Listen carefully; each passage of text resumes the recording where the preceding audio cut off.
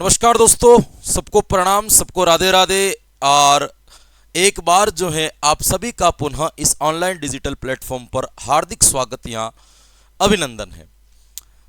जैसा कि आप सब लोगों को पता है कि कल से अपन ने एक नया टॉपिक शुरू किया था, व्यक्तित्व।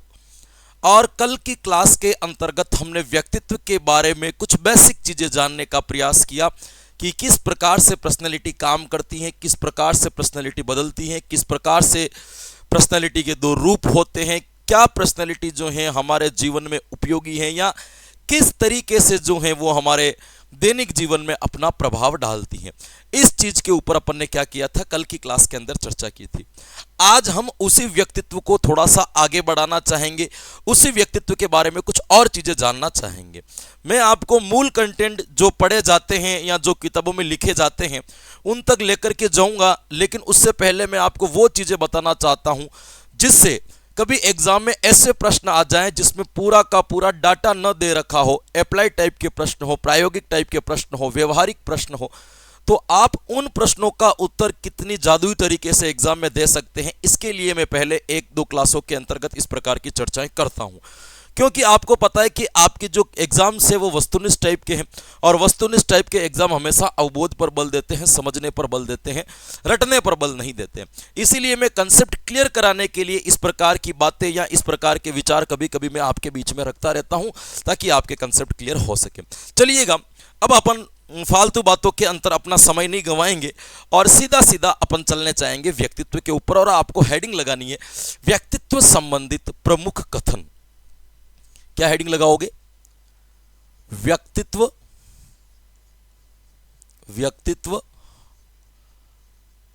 संबंधित प्रमुख कथन। व्यक्तित्व संबंधित प्रमुख कथन, ये आपको हेडिंग लगानी है कि व्यक्तित्व के बारे में किन किन लोगों की क्या क्या राय थी, लोगों ने क्या क्या या किस किस प्रकार से व्यक्तित्व को लेकर के बात की थी। कल की क्लास में कुछ कथन तो अपन ने जानने का प्रयास किया था कि व्यक्तित्व एक प्रकार से गतिशील प्रक्रिया है, समय समय पर परिस्थिति के अनुसार बदलती रहती है। इसका काम है प्रभाव उत्पादन करना या प्रभाव को प्रेजेंट करना या लोगों को अपनी ओर अट्रैक्ट करना, इसका मूल काम रहता है।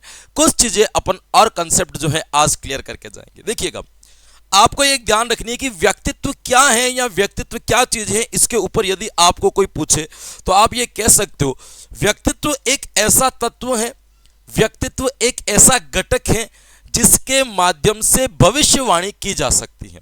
कभी कभी संगत असंगत कथन में ऐसा आ जाए, क्या व्यक्तित्व के आधार पर किसी व्यक्ति के भविष्य के बारे में कुछ बताया जा सकता है? तो बिल्कुल दोस्तों, व्यक्तित्व के आधार पर यह परिभाषित किया जा सकता है कि व्यक्ति जीवन में किस उपलब्धि तक जाएगा और किस उपलब्धि तक नहीं जाएगा। क्योंकि आप सब लोगों को पता है कि व्यक्तित्व के अंतर्गत वो संपूर्ण चीजें आ जाती है जो मनोशारीरिक रूप में है, जो मन और शरीर से जुड़े हुए। जब सारे के सारे तत्व उसके अंदर आ जाते हैं तो हम उस व्यक्ति का आधार से, उस व्यक्ति के व्यवहार से, उस व्यक्ति की पर्सनैलिटी से ये जज कर सकते हैं कि इस व्यक्ति की उपलब्धि कैसी होगी। मैं कभी कभी ये कहता हूं कि आप लोग तैयारी करते हो ना, तो आप कंपटीशन की एग्जाम की तैयारी करते हो तो आपका सिलेक्शन आपके चेहरे पे चमकता है।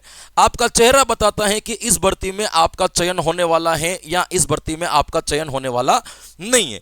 यह बात मैं किस आधार पर कहता हूं? पर्सनैलिटी के आधार पर, व्यक्तित्व के आधार पर। आपके चेहरे पर एक व्यक्तित्व झलकता है कि आपकी तैयारी कैसी है, यह आपका चेहरा बताता है। आप में कॉन्फिडेंस कितना है, यह आपका चेहरा बताता है। आप एग्जाम को लेकर के कितने गंभीर है, यह आपके चेहरे बताते हैं। और चेहरे से पता चल जाता है कि व्यक्ति की क्या है कि क्या नहीं है। हम कभी कभी ऑफलाइन क्लास में बैठे होते तो बच्चों के चेहरे को देख करके हम खुद अनुमान लगा लेते हैं, हाँ ये बच्चा अच्छी तैयारी में है, ये बच्चा कमजोर तैयारी में है, ये थोड़ा गंभीर होकर के तैयारी कर रहा है, ये मस्ती होकर के तैयारी कर रहा है, क्योंकि चेहरे से चमकता है। तो आप ये कह सकते हो कि व्यक्तित्व के आधार पर, व्यक्तित्व के आधार पर भविष्यवाणी की जा सकती है। व्यक्तित्व के आधार पर भविष्यवाणी की जा सकती है। किसकी भविष्यवाणी करोगे? जिसका आप व्यक्तित्व देखोगे। तो आप यह भी कह सकते हो कि व्यक्तित्व वह है जिसमें भविष्यवाणी की जा सके।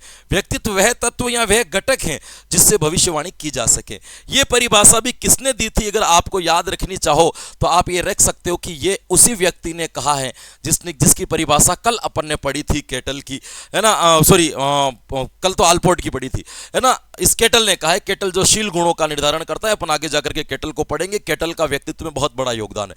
तो यहां पे आपको ये ध्यान रखना है कि केटल ने क्या कहा था कि व्यक्तित्व वह है जिसमें भविष्यवाणी की जा सके, जिसमें लोगों को बताया जा सके, लोगों के बारे में बताया जा सके, उसको अपन क्या कहेंगे दोस्तों, ये कहेंगे। ये आपको ध्यान रखना है। एक व्यवहार और आता है, बड़ा प्यारा कथन है वुडवर्थ का। वुडवर्थ कहता है कि व्यक्तित्व वह है जिसमें हमारा संपूर्ण व्यवहार आ जाता है, हमारा समग्र व्यवहार आ जाता है। वुडवर्थ ने इसको लेकर के बड़ी अच्छी या बड़ी प्यारी बात कही थी, और उन्होंने क्या कहा था कि व्यक्तित्व क्या है। तो आप यूं कह सकते हो कि वुडवर्थ ने यह कहा था कि व्यक्ति के संपूर्ण व्यवहार की, समग्र व्यवहार की अगर एक विशेषता बताएं तो वो है व्यक्तित्व। यानी कि वुडवर्थ ये कहना चाहता है कि यदि मुझे कोई पूछे और मुझे एक शब्द में ये कहना पड़े कि व्यक्तित्व क्या है, तो मैं एक लाइन में ये कहूंगा, व्यक्तित्व का अर्थ है व्यक्ति का संपूर्ण व्यवहार, है ना। संपूर्ण व्यवहार कौन सा? अब आपका शारीरिक व्यवहार भी आ गया, मानसिक व्यवहार भी आ गया, बाह्य व्यवहार भी आ गया, आंतरिक व्यवहार भी आ गया। संपूर्ण व्यवहार को यदि एक शब्द में लिखना हो तो उसके लिए साधारण या सिंपल सा शब्द क्या हो जाएगा? व्यक्तित्व। तो आप ये भी कह सकते हो व्यक्तित्व की एक विशेषता और होती है। वो क्या होती है दोस्तों? कि व्यक्तित्व समग्र व्यवहार की विशेषता है, समग्र व्यवहार की एक विशेषता है या विशेषता है जिसके अंदर आपका संपूर्ण व्यवहार आ जाता है। किसने कहा था ये कथन? तो याद रखना, ये कथन कहा था आपके वुडवर्थ ने। वुडवर्थ का ऐसा मानना था कि एक संपूर्ण व्यवहार के अंतर्गत हम व्यक्तित्व को बड़ी आसानी से समझ सकते हैं, या संपूर्ण व्यक्तित्व के अंदर जो है इसको जानना थोड़ा सा क्या हो जाता है दोस्तों, इजी हो जाता है। ये आपको क्या रखना है दोस्तों, ध्यान रखना है। व्यक्तित्व के बारे में एक विद्वान और हुआ था जिसका नाम था वैलेंटाइन। वैलेंटाइन कहता है कि व्यक्तित्व क्या है, तो वो ये कहता है कि हम जन्म से जितनी भी शक्तियों को प्राप्त करते हैं जिनको अपन जन्मजात कहते हैं, कुछ गुण हम वातावरण से अर्जित करते हैं जिसको अपन अर्जित गुण कहते हैं।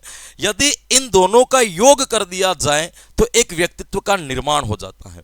अर्थात हमें जन्म से जो कुछ भी प्राप्त हुआ है और हमने वातावरण से जो कुछ भी प्राप्त किया है, यदि इन दोनों का मिश्रण करते हैं, यदि इन दोनों को अपन मिलाते हैं तो जिसका निर्माण होता है उसी का नाम क्या है? व्यक्तित्व। तो वैलेंटाइन कहता है कि व्यक्तित्व क्या है? तो व्यक्तित्व जन्मजात और अर्जित प्रवृत्तियों का योग है। यानी कि आपने जन्म से जो आपको प्राप्त हुए, जैसे संवेग, है ना, मूल प्रवृत्तियां जो भी आपको प्राप्त हुई है, उन सभी का आपने वातावरण से जो अर्जित किया है, उन दोनों के साथ में आप जोड़ते हो और फिर जो व्यवहार करते हो उसी का नाम क्या होगा मेरे दोस्तों? वो हो जाएगा आपके व्यवहार। तो ध्यान रखना कि व्यक्तित्व क्या है? तो व्यक्तित्व जन्मजात तथा अर्जित प्रवृत्तियों का योग है। अर्जित प्रवृत्तियों का योग है। किसने कहा था ये कथन? तो ध्यान रखना, ये कथन था अपने वैलेंटाइन का। किसका कथन था मेरे दोस्तों? वैलेंटाइन। तो व्यक्तित्व के बारे में ये किसने कहा है कि जन्मजात और अर्जित प्रवृत्तियों का योग ही व्यक्तित्व है? तो आप क्या बताओगे दोस्तों? इसको आपको बताना है कि ये कहने वाला व्यक्ति जो था उसका नाम क्या था आपके, उसका क्या नाम था आपके? वैलेंटाइन था। ये आपको क्या रखना है दोस्तों? ध्यान रखना है। एक कथन और ध्यान रखना, एक शब्द आता है शील गुण। मैं आपको समझाऊंगा कि शील गुण क्या होता है, कैसे शील गुणों का निर्धारण किया जाता है और शील गुण क्या होता है। केटल ने बड़ा जोर दिया था, लेकिन ये एक कथन यहां पे व्यक्तित्व के बारे में और आता है कि जितने भी हमारे शील गुण हैं हमारे पास में, है ना, उन सभी शील गुणों का एक नमूना जो है वो है व्यक्तित्व। कि हमारे अंदर कितने प्रकार के शील गुण पाए जाते हैं, कितनी प्रकार की क्वालिटी पाई जाती है। यदि उन सभी क्वालिटी को एक नमूने के रूप में प्रस्तुत करें तो उसका नाम क्या हो जाएगा? व्यक्तित्व। अर्थात एक व्यक्ति के अंदर कई प्रकार की क्वालिटी होती है, एक व्यक्ति के अंदर कई प्रकार के गुण होते हैं। तो बालक क्या करता है या व्यक्ति क्या करता है कि उन गुणों को अपने एक रूप में प्रस्तुत करता है। जैसे देखिएगा कि मैं नजर आ रहा हूं, तो मान लीजिए मेरे अंदर कई प्रकार के गुण होंगे, कई प्रकार के दोष भी होंगे, लेकिन मैं ये कहता हूं कि मेरे सभी गुण आपको एक ही तरीके से नजर आ जाते हैं। मेरे पढ़ाने के तरीके से आप बाकी सभी गुणों का भी पता लगा रहे हो, मेरे रहने के तरीके से आप बाकी सभी गुणों का भी पता लगा रहे हो। तो इसका मतलब क्या है कि मेरे अंदर जितने भी शील गुण हैं, मेरे अंदर जितनी भी क्वालिटी है, उस क्वालिटी को मैंने एक नमूने के रूप में प्रस्तुत किया, और उसको देख करके आपने बाकी सभी चीजों को जज कर दिया कि वास्तविकता में यह व्यक्ति कैसा होगा और वास्तविकता में यह व्यक्ति कैसा दिखता होगा। यानी कि आपने क्या किया था कि मेरे एक भाग को देख करके संपूर्ण, हमसे कोई व्यक्ति मिलता है, 5 मिनट उससे बातचीत करते हैं अपन, और 5 मिनट में उसके व्यक्तित्व को देख करके हम एक अनुमान लगा देते हैं कि यह व्यक्ति ऐसा होगा। अब कि उसने एक नमूना प्रस्तुत किया था, उसके बोलने का तरीका, रहने के तरीके से हम उसके संपूर्णता के बारे में क्या कर लेते हैं दोस्तों, जान लेते हैं। यह बहुत इंपॉर्टेंट होती है, हमेशा ध्यान रखिएगा।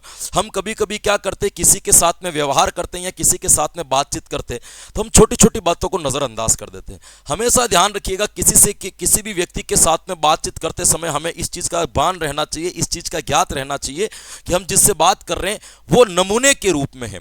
यदि ये सही प्रस्तुत हुई तो हमारा प्रभाव इतना पड़ेगा कि ये व्यक्ति जीवन भर के लिए हमसे आकर्षित हो जाएगा, और यदि इसका प्रभाव नकारात्मक पड़ा तो वो व्यक्ति जीवन भर से आपके लिए कभी भी प्रभावित नहीं हो सकता। एक चीज होती है जिससे आपका क्या पड़ता है प्रभाव, एक नमूने से। जैसे मैं बच्चों के सामने बहुत ज्यादा शरीफ रहता हूं, है ना, शिक्षक बन करके रहता हूं, शिक्षक की भूमिका में रहता हूं।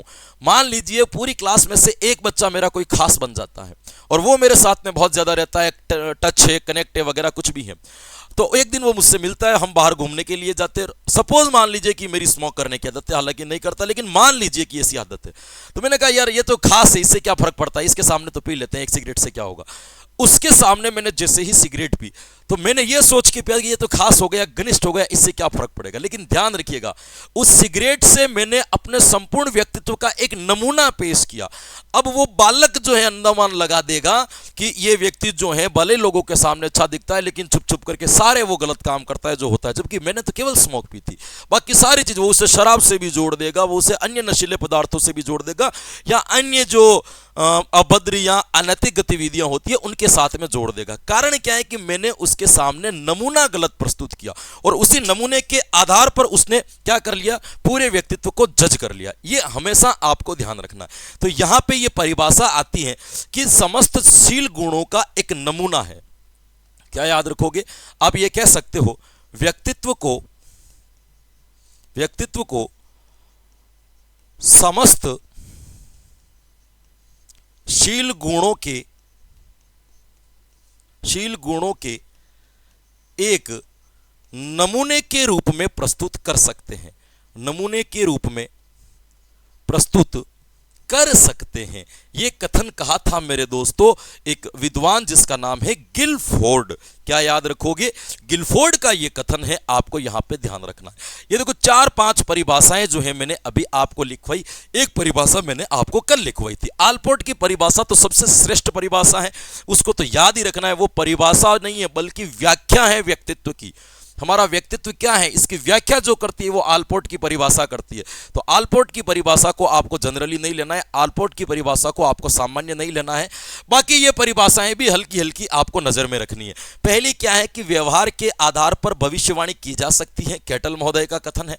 व्यवहार समग्र व्यवहार की एक विशेषता, व्यक्तित्व समग्र व्यवहार की एक विशेषता है, वुडवर्थ महोदय कहते हैं। व्यवहार जन्मजात तथा अर्जित प्रवृत्तियों का योग है, वैलेंटाइन महोदय ने यह बात कही है। और व्यवहार के व्यक्तित्व के अंतर्गत हम समस्त शील गुणों को एक नमूने के रूप में प्रस्तुत कर सकते हैं। यह बात कौन कहने वाला है दोस्तों, यह आपको ध्यान रखना है, यह व्यक्ति कहने वाला है गिलफोर्ड। यह आपको ध्यान रखना है। अब देखिएगा कुछ बातें मैं आपको और बताता हूं। व्यक्तित्व की एक खास विशेषता यह भी है कि व्यक्तित्व हमेशा अपूर्व होता है। अपूर्व का मतलब विशिष्ट, अपूर्व का मतलब क्या होता है, विशिष्ट। प्रत्येक व्यक्ति का व्यवहार या प्रत्येक व्यक्ति का व्यक्तित्व एक दूसरे व्यक्तित्व से पूरा का पूरा क्या होगा, अलग होगा। क्योंकि व्यक्तित्व की एक खास विशेषता है कि व्यक्तित्व क्या होता है, भिन्न होता है, व्यक्तित्व क्या होता है, अलग होता है। अब इसको आप ऐसे समझिएगा कि व्यक्तित्व तो अलग होता है लेकिन एक व्यक्ति का व्यक्तित्व भी अलग अलग जगहों पर अलग अलग होता है, इसीलिए इसको विशिष्ट कहा जाता है। मैंने कल ये बात बताई थी कि एक ही शरीर, एक ही मन, एक ही मस्तिष्क अलग अलग जगहों पर अलग अलग व्यवहार प्रकट कर देता है, जबकि वो व्यक्ति सेम है। इसका मतलब क्या है कि व्यक्तित्व हमेशा विशिष्ट है, हर परिस्थिति के अनुसार बदल जाएगा। प्रत्येक व्यक्ति का व्यक्तित्व अलग होता है और हर व्यक्ति के अंदर जो व्यक्तित्व होता है वो प्रत्येक परिस्थिति के लिए भी अलग अलग होता है। इसीलिए इसके लिए एक श्रेष्ठ या एक अच्छा शब्द बना है। वो क्या शब्द बना है, वो व्यक्तित्व के बारे में आपको याद रखना है कि व्यक्तित्व एक अपूर्व या विशिष्ट होता है। व्यक्तित्व अपूर्व या क्या कहेंगे अपन, विशिष्ट होता है। विशिष्ट का मतलब ये सामान्य नहीं होता, विशिष्ट होता है। व्यक्तित्व कभी भी सामान्य नहीं होता, व्यक्तित्व हमेशा क्या होता है, विशिष्ट। विशिष्ट का मतलब जो प्रत्येक में अलग हो उसको विशिष्ट, जो सभी लोगों में समान हो उसको अपन क्या कहते हैं, सामान्य कहते हैं। तो ये कथन भी आपको याद रखना है कि ये एक प्रकार का अपूर्व या अपन इसको क्या कह सकते हैं, एक प्रकार का विशिष्ट होता है। ये आपको ध्यान रखना है ना। व्यक्ति का व्यक्तित्व ही अपने ढंग से होता है, वो अपने ढंग से रहने का क्या करता है दोस्तों, ध्यान रखना। ये भी आपको ध्यान रखना है। अब आपको ये ध्यान रखना है कि व्यक्तित्व के अंतर्गत मैंने आपको यह बताया था कि हमारी आंतरिक चीजें भी आती है, बाह्य चीजें भी आती है। व्यक्तित्व केवल ज्ञान पर निर्भर नहीं करता है, बल्कि व्यक्ति के या मानव जीवन के 3 पक्ष सबसे मनोविज्ञान में श्रेष्ठ बताए गए हैं। यदि उन 3 पक्षों का विकास हो जाता है, उन 3 पक्षों में बढ़िया परिपक्वता आ जाती है और वो 3 पक्ष यदि अपनी एक लेवल पर पहुंच जाते हैं तो हम उनके लिए कहते हैं कि व्यक्ति श्रेष्ठ है। वो 3 पक्ष कौन से हैं दोस्तों? पहला पक्ष जो हमारे पास में आता है वो आता है ज्ञानात्मक पक्ष, कि व्यक्ति के पास में नॉलेज कितना है, व्यक्ति के पास में ज्ञान कितना है, ये आता है। दूसरा आता है क्रियात्मक पक्ष, व्यक्ति की एक्टिविटी कैसी है, क्रिया कैसी है। तीसरा आता है आपका भावात्मक पक्ष, कि व्यक्ति का व्यवहार कैसा है, व्यक्ति का इमोशन कैसा है, व्यक्ति का दूसरे व्यक्ति के साथ में जुड़ाव कैसा है। इन तीनों चीजों में यदि परिपक्वता है, इन तीनों चीजों में यदि श्रेष्ठता है तो व्यक्ति का व्यक्तित्व श्रेष्ठ माना जाएगा। यानी कि आप ये कह सकते हो कि व्यक्तित्व के अंतर्गत मानव जीवन के या व्यक्तित्व के अंदर व्यक्ति के सभी पक्षों का समावेश होता है। सभी पक्ष कौन से? क्रियात्मक पक्ष, ज्ञानात्मक पक्ष और भावात्मक पक्ष। ये तीनों पक्ष मिलकर के व्यक्तित्व का क्या करते हैं, निर्धारण करते हैं। कोई एक पक्ष इसके लिए उत्तरदायित्व नहीं होता है, ये भी आपको ध्यान रखना है। तो एक कथन हमारे सामने और आ जाता है व्यक्तित्व के संदर्भ में, वो क्या आ जाता है कि व्यक्तित्व में ज्ञानात्मक पक्ष, व्यक्तित्व में ज्ञानात्मक पक्ष, व्यक्तित्व में क्रियात्मक पक्ष, व्यक्तित्व में भावात्मक पक्ष सम्मिलित होते हैं, सम्मिलित होते हैं। तीनों पक्षों का क्या होता है, इसके अंदर मिश्रण होता है किसी एक पक्ष से। कि किसी में ज्ञान ज्यादा है तो वो समझता है कि मैं जो है ये कर दूं, या मेरे अंदर ज्ञान ज्यादा है तो मैं अपने व्यक्तित्व को अच्छा बना दूं। तो ये आपको क्या रखना है दोस्तों, ध्यान रखना है। ये भी आपको ध्यान रखना है, आपको पता चलेगा। इसमें आपको ध्यान रखना है एक तो ये। अब आपको पता है कि हमने सिगमंड फ्राइड को पढ़ा था, तो सिगमंड फ्राइड की हमने एक चीज पढ़ी थी, और वो क्या चीज पढ़ी थी कि मन 2 प्रकार के होते हैं, एक चेतन होता है और अवचेतन होता है। तो हमें इस चीज के ऊपर भी निर्भर करना है कि क्या हमारे व्यक्तित्व का जो निर्धारण करता है वो चेतन मन करता है या अचेतन मन करता है। यह चीज भी महत्वपूर्ण है कि व्यक्तित्व को बनाता कौन है, चेतन मन बना रहा है या अचेतन मन बना रहा है। तो आपको यहां पर ध्यान रखना, व्यक्तित्व निर्धारण के अंतर्गत दोनों मन की भूमिकाएं महत्वपूर्ण होती हैं। व्यवहार में, व्यक्तित्व में चेतन भी इंपॉर्टेंट और अचेतन, क्योंकि दोनों से हम व्यवहार करते हैं। देखो, चेतना से क्या होता है कि हमें वर्तमान परिस्थिति का पूरा पता रहता है कि हम कहां खड़े हैं, हमारे सामने कौन है, हम क्या कर रहे हैं, किस परिस्थिति में खड़े हैं, यह सब हमें कौन बताता है, चेतन मन बताता है। और उसी के अकॉर्डिंग हम अपने ज्ञान के आधार पर व्यवहार करते हैं, अपने अनुभव के आधार पर व्यवहार करते हैं।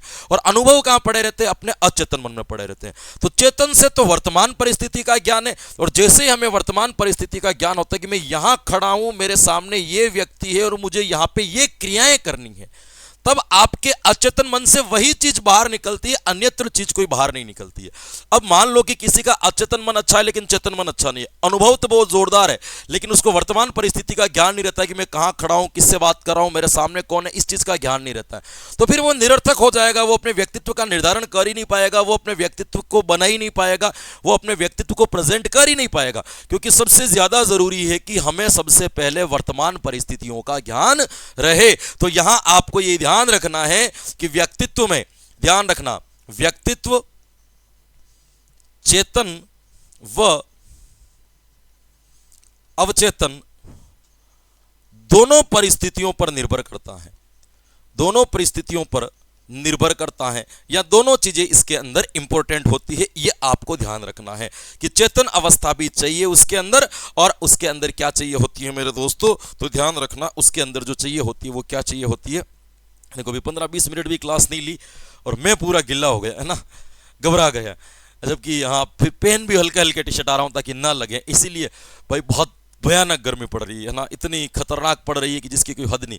और आप ये सोचते हो कि हम एयर कंडीशनर लगा करके फिर क्लास ले, तो पॉसिबल नहीं है ना, क्योंकि मेरी यूट्यूब से जितनी इनकम है ना, साल भर में जितनी यूट्यूब से इनकम होती ना, उससे 1 महीने का लाइट बिल भी नहीं निकलता है ना, इतना जो है आता है। कितने आते हैं पूरे महीने के? 100-150-200 रुपए के आसपास, और कुछ भी नहीं होता है उससे, है ना। अब मैं एयर कंडीशनर लगा करके 2-3 हज़ार रुपये बिल भरने लग जाऊं तो फिर सेवा मेरा शोषण करने लग जाएगी। इसीलिए जो है उसी के साथ में कॉम्प्रोमाइज करते, समय के साथ में करते, आधे पौन घंटे की क्लास पढ़ते हैं, फिर धीरे धीरे किसी दिन मौसम ठंडा रहा, बादल बादल अच्छे रहे, तो उस दिन 2-2 3 घंटे की रिकॉर्ड कर लेंगे एक साथ, उस दिन कोई दिक्कत नहीं आएगी, है ना। चलिएगा, यहां तक आपको समझ में आ गया कि दोनों परिस्थितियां यहां पे क्या करती है मेरे दोस्तों, निर्भर करती है। ये भी आपको क्या रखना है दोस्तों, ध्यान रखना है, इस चीज के बारे में आपको पता होना चाहिए। फिर आपको ध्यान रखना है, व्यक्तित्व में आत्मचेतना बहुत महत्वपूर्ण है। व्यक्तित्व में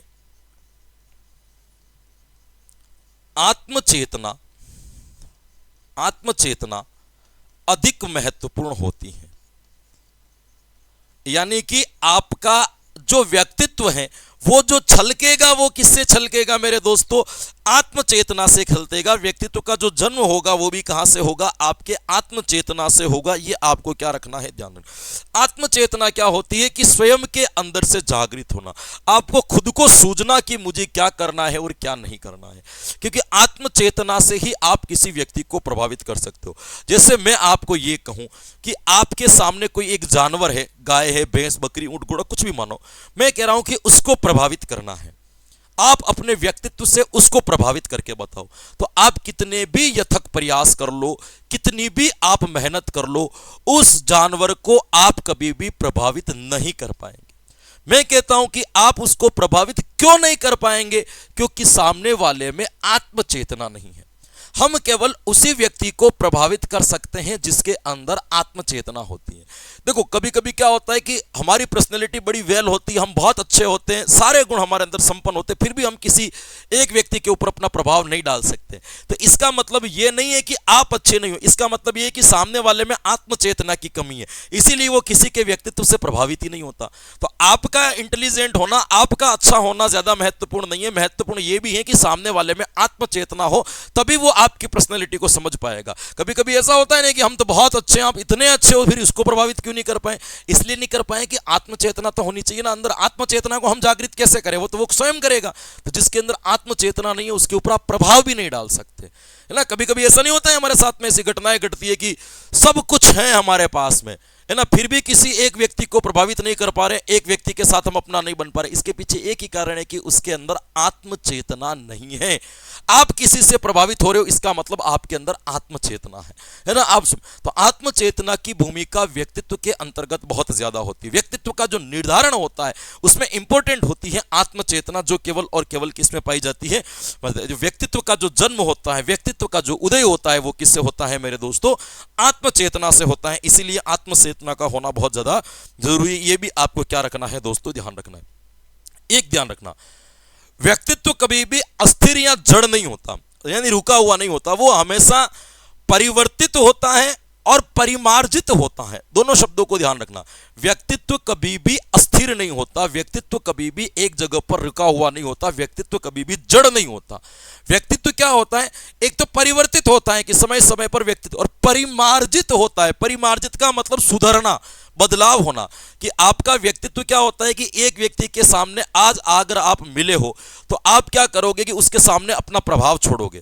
तो हो सकता है कल आपके व्यक्तित्व में कुछ बदलाव आए, तो वो परिमार्जित भी होता है, परिवर्तित होता है। परिमार्जित हो सकता है आप कल से बेहतर आज उसके सामने क्रिया करो, आज से बेहतर कल से बेहतर परसों उसके सामने और करो, क्योंकि व्यवहार का परिमार्जन होता रहता है, व्यवहार के अंदर सुधार होता रहता है, व्यक्तित्व के अंदर सुधार होता रहता है। तो जैसे व्यवहार में सुधार होगा तो व्यक्तित्व में भी सुधार हो जाएगा। तो ये ध्यान रखना व्यक्तित्व के बारे में खास चीज कि व्यक्तित्व कभी भी अस्थिर नहीं होता। हम ये नहीं कह सकते कि एक व्यक्ति की पर्सनैलिटी ऐसी है तो वो जीवन भर तक वैसी की वैसी ही बनी रहेगी, जरूरी नहीं है।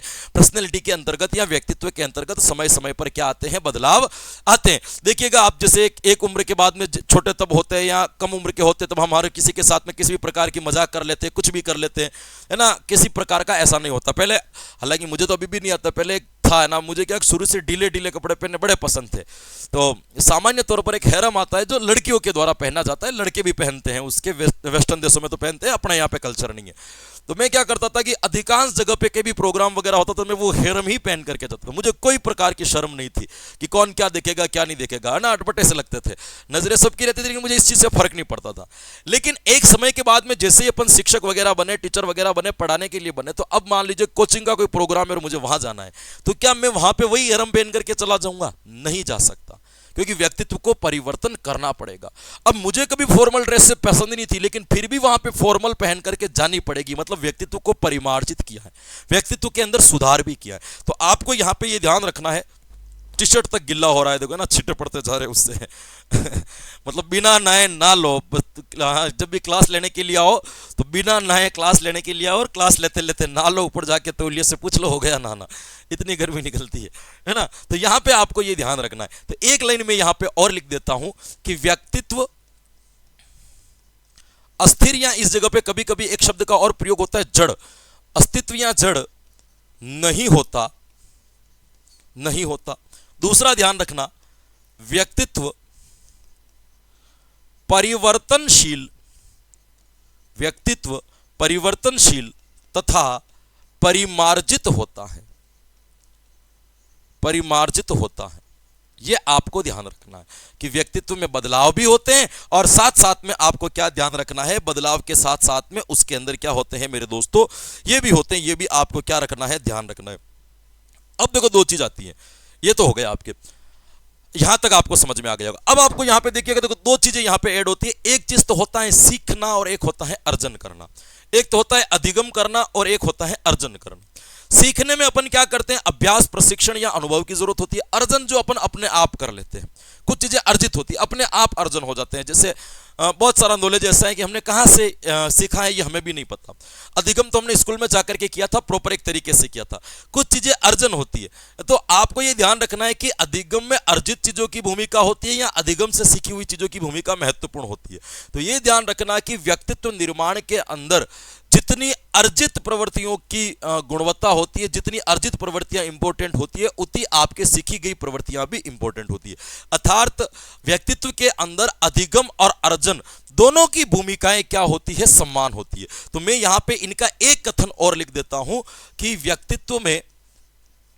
व्यक्तित्व में अर्जन व अधिगम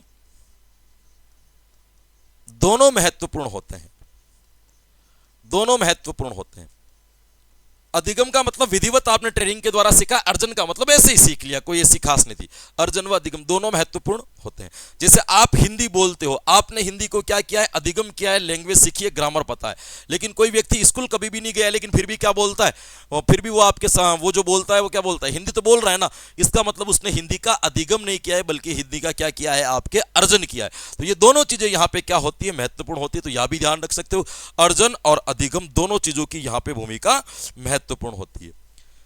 व्यक्तित्व के निर्माण में वंश क्रम से मिले हुए गुण महत्वपूर्ण होते हैं। जैसे हमारे रंग, रूप, आकृति, लंबाई, है ना, चौड़ाई, ये सब जो मिलती है हमें कहां से मिलती है, अपने पूर्वजों से मिलती है, वंशानुक्रम से मिलती है। ये भी महत्वपूर्ण है। और हमने जो वातावरण से सीखा है ये भी महत्वपूर्ण है। तो इसका मतलब व्यक्तित्व के निर्धारण में जितनी भूमिका वंशानुक्रम की होती है, व्यक्तित्व के निर्माण में उतनी ही भूमिका किसकी होती है, आपके वातावरण की भी होती है। तो ये लाइन भी आप ये याद रख सकते हो यहां पे कि आपके व्यक्तित्व निर्माण में, व्यक्तित्व में वंशानुक्रम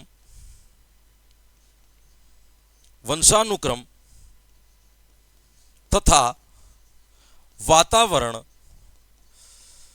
क्या गर्मी है भाई, दोनों की भूमिका होती है, दोनों की भूमिका